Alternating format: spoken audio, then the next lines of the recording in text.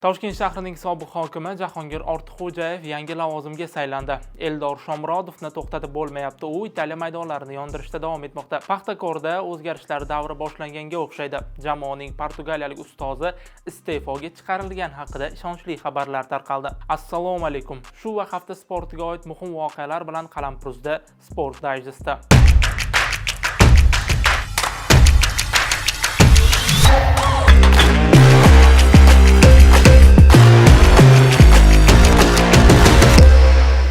O'zbekistonlik professional bokschi Murodjon Ahmadaliyev navbatdagi jangini 30-may kuni o'tkazadi. Bu haqda Matchroom promotorlik kompaniyasi matbuot xizmati xabar berdi.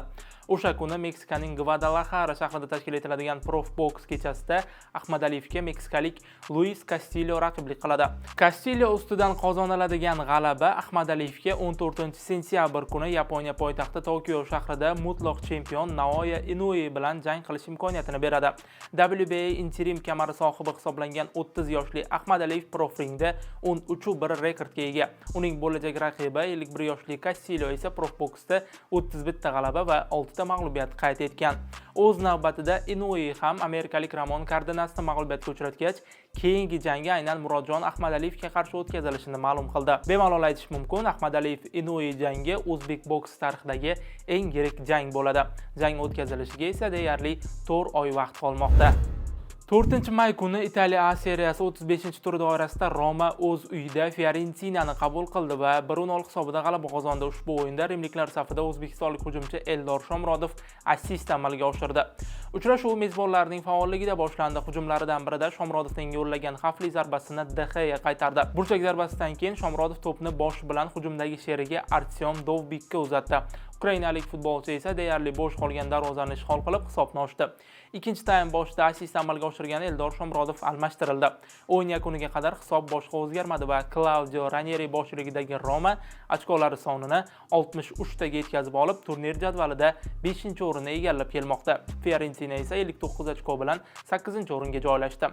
O'zbekiston milliy terma jamoasi va Rimning Roma klubi hujumchisi Eldor Shomurodov Dovbik bilan tandemda o'ynayotganiga izoh berdi. Biz har doim agressiv o'ynaymiz va bu jihat menga yoqadi. Kim maydonga tushishi muhim emas, eng asosiysi jamoaning g'alabasi.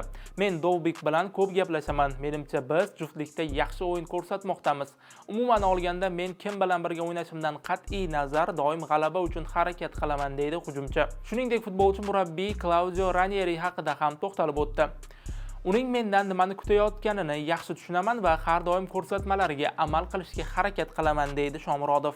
Ma'lumot uchun Roma navbatdagi o'yinini 12-may kuni safarda Atalantaga qarshi o'tkazadi. Yevropa Chempionlar Ligasi yo'llanmasini qo'lga kiritish uchun rimliklar A seriyaning qolgan 3 ta turida g'alaba qozonishi lozim. Toshkentning Paxtakor klubi bosh murabbiyi Pedro Morera lavozimidan ozod etildi. Bu haqda O'zbekiston futbol assotsiatsiyasi media matbuot departamenti rahbari Davron Fayziyev o'z Telegram sahifasida ma'lum qildi. Paxtakor klubi Pedro Morerani iste'foga chiqardi. Bunga qoniqarsiz natijalar sabab bo'ldi. Paxtakor 8 o'yinda 9 ochko oldi. Turnir jadvalida 12-o'rinda. Oxirgi turda Surxonga imkoniyat boy berildi. Jamoani vaqtinchalik Kamoliddin Tojiyev boshqaradi, deyiladi manba xabarida. Biroq Paxtakor klubi matbuot xizmati hozircha iste'foni rasman e'lon qilmadi. Aksincha, klub matbuoti Pedro Morera sog'ligi sababli qisqa ta'tilga chiqdi deya bayonot berdi. Tarmoqlarda gruziyalik taniqli murabbiy Shota Arveladze yana Paxtakor ustoziga aylanishi mumkinligi haqida ma'lumotlar paydo bo'lmoqda.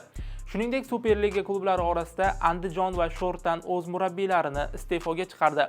Dastlab andijonliklarni boshqarib kelgan Aleksandr Xambikov keyin g'uzorliklar Anvar Berdiyevni lavozimidan bo'shatdi. Paxtakor postiga qaysi murabbiy olib kelinadi deb o'ylaysiz yoki Morero o'z lavozimida qoladimi? Izohlarda fikrlaringizni yozib qoldirishni unutmang.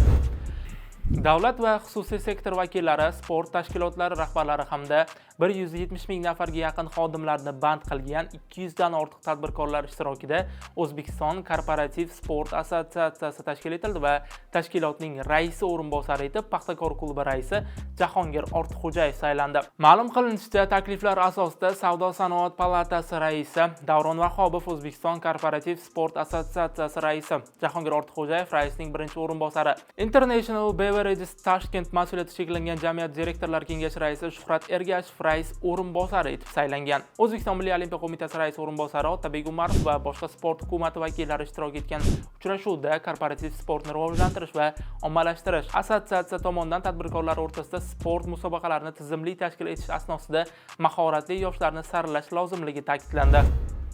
O'zbekiston milliy terma jamoasi va Turkiyaning Rize Sport klubi himoyachisi Husniddin Aliqulov mamlakat Super Ligasining 34-tur ramziy terma jamoasidan o'rin oldi. Bu haqda SofaScore xabar berdi. Portal tomonidan tuzilgan ramziy terma jamoada Aliqulovning Turkiya chempionati oxirgi turida ko'rsatgan o'yini 7/7 ballga loyiq ko'rildi. Rize Sport 34-turda Gaziantep klubini qabul qildi va 2-0 hisobida g'alaba qozondi. Aliqulov esa to'liq 90 daqiqa maydonda bo'ldi. Ma'lumot uchun Turkiya chempionatining ortda qolgan turlaridan keyin Rize Sport 40 ochko bilan 14-o'rinda bormoqda. 26 yoshli Aliqulovning rizeliklar bilan shartnomasi 2026-yil yozida nihoyasiga yetadi. Hozirda o'zbekistonlik himoyachi jamoasining muhim futbolchilaridan biri hisoblanadi. Octagon MMA promotionining o'rta vazn toifasida faoliyat olib borayotgan o'zbekistonlik jangchisi Mahmud Murodov o'zi bilan jang qilmoqchi bo'lgan raqiblarini 84 kg vazn yig'ishga chaqirdi. Raqibim 84 kg emas, 77 kg da jang qilmoqchi, ammo men 84 kg dan hech qayerga ketmayman. 77 kg ga ham tushmayman, 93 kg ga ham ko'tarilmayman. Menga qarshi oktagonga chiqmoqchi bo'lganlar 84 kg vazn yig'sin. Fury meni 93 kg da jangga chorladi, ammo men vaznimni o'zgartirmayman, dedi Murodov. Qayd etish joiz, Murodov shu yilning 14-iyun sanasida bo'lib o'tadigan Octagon 72 turnirida chexiyalik Patrik Kinslga qarshi oktagonga ko'tariladi. Ma'lumot o'rnida 35 yoshli Mahmud Murodov faoliyati davomida hozirga qadar 36 ta jang o'tkazib, 28 g'alaba va 8 mag'lubiyat qayd etgan. Patrik Kinsl hisobida esa 28 g'alaba va 11 ta mag'lubiyat bor. 17 yoshgacha bo'lgan futbolchilar o'rtasida 2026, 2027, 2028-yilgi Osiyo Kubogi bahslariga Saudiya Arabistoni mezbonlik qiladi. Bu bo'yicha Osiyo futbol konfederatsiyasining ijroiy qo'mitasi yig'ilishida ma'lum qilindi. E'tiborlisi, Saudiya Arabistoni mazkur yosh toifasida oxirgi Osiyo Kubogiga ham mezbonlik qilgandi va musobaqa finalida O'zbekiston o'smirlar terma jamoasi mezbonlarni dramatik bahsda mag'lub etib, chempion bo'lgandi. Shunday qilib 2025-yilgi qit'a birinchiligini ham qo'shib hisoblaganda Saudiya Arabistoni ketma-ket 4 ta Osiyo Kubogiga mezbonlik qiladi. Mamlakat futbol federatsiyasi mezbonlik uchun kurashda Xitoy va Iroqni ortda qoldirdi. Ortda qolayotgan haftada Yevropa Chempionlar Ligasining finalchilari noma'lum bo'ldi. Yevropa Chempionlar Ligasi birinchi yarim final javob o'yini doirasida Inter o'z uyida Barselonaga qarshi 120 daqiqa o'ynab, finalga yo'llanma oldi. Uchrashuvning 21-daqiqasida Martinez mezbonlarni hisobda oldinga olib chiqdi. 1-0. 45+1 daqiqada Chalhanoglu belgilangan penaltini golga aylantirdi. 2-0. Ikkinchi taym boshida Erik Garcia hisobni qisqartirdi. Comeback qidirini sezgan kataloniyaliklar 60-daqiqada Dani Olmoning golidan keyin hisobni tenglashtirdi. 2-2. 87-daqiqada Rafinha Barselonani hisobda oldinga olib chiqdi. 3-2. Asosiy vaqtga qo'shib bergan daqiqalarning so'nggisida Cherbi mezbonlarning 3-golini kiritdi.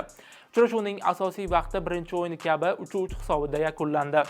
Ekstra taymlarning birinchisi boshlanish bilan Inter oldinga o'tdi. 98-daqiqada zaxiradan o'yinga qo'shilgan Fratesi gol urib, tarozi pallasini jamoasi tomoniga og'dirdi. 4-3. 8-mayga o'tar kechasi Yevropa Chempionlar Ligasi yarim final javob o'yini doirasida PSG o'z uyida Arsenalni qabul qilib 2-1 hisobda g'alaba qozondi. O'yinning 27-daqiqasida Fabian Ruiz hisobni ochdi.